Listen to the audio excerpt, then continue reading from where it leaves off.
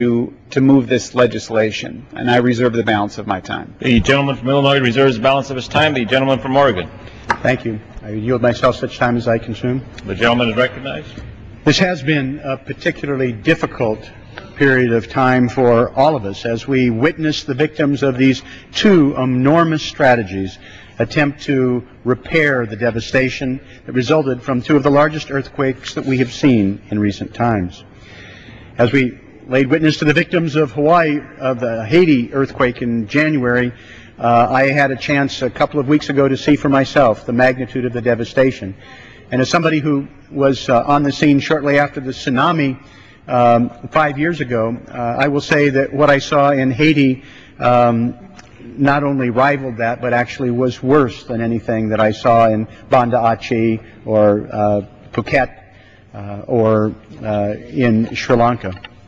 And then just a few weeks later, we had an earthquake even larger, an 8.2, rock the country of Chile.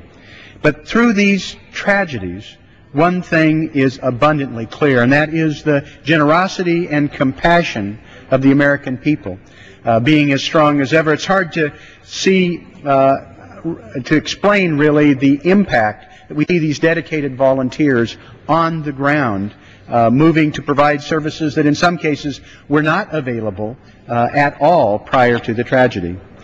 And then looking at the earthquake in Chile last week, the outpouring of American support is even more remarkable given the fact that everybody put all these resources just a few days before into Haiti. Clearly there is no compassion fatigue on the part of the American public. We need to take a step back and realize that we're talking about almost 250,000 people who have died between the two, and over 1 million people displaced, and we are still finding the definition of the problem. Particularly as it relates to Haiti, we're going to find that that death toll is likely to grow much higher if we're not able to deal with the problems of water and sanitation. And here again, American voluntary efforts from non-government organizations are providing critical services, and donations, of course, just in Haiti alone have already reached $1 billion. They enable these charitable organizations, non-governmental organizations, to expedite the care and services needed for those who are injured and homeless, to help our neighbors get to safety and begin picking up the pieces and rebuilding their lives.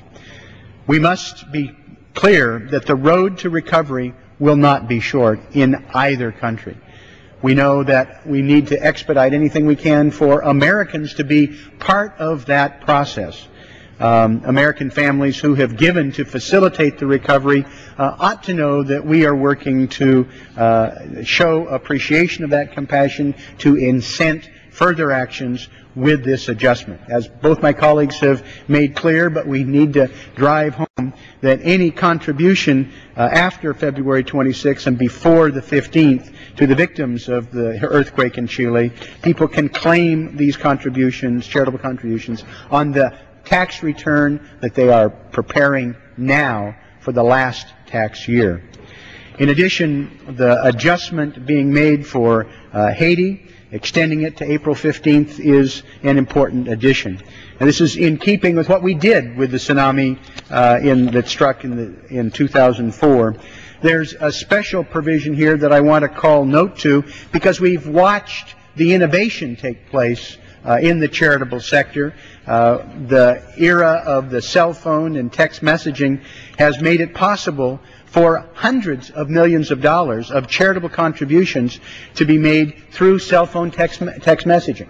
It enabled people to do it conveniently and quickly. It speeded the aid along, and no doubt in my mind, it increased the amount of money that went to these people in need. Now, under current law, obviously, taxpayers must receive documentation from the charity or rely on bank records to claim a deduction on their tax return. But when you're making a contribution through a text message, the only paper documentation individuals receive is from their telephone company. And right now, it's unclear whether individuals will be able to rely on a telephone bill to claim a charitable reduction.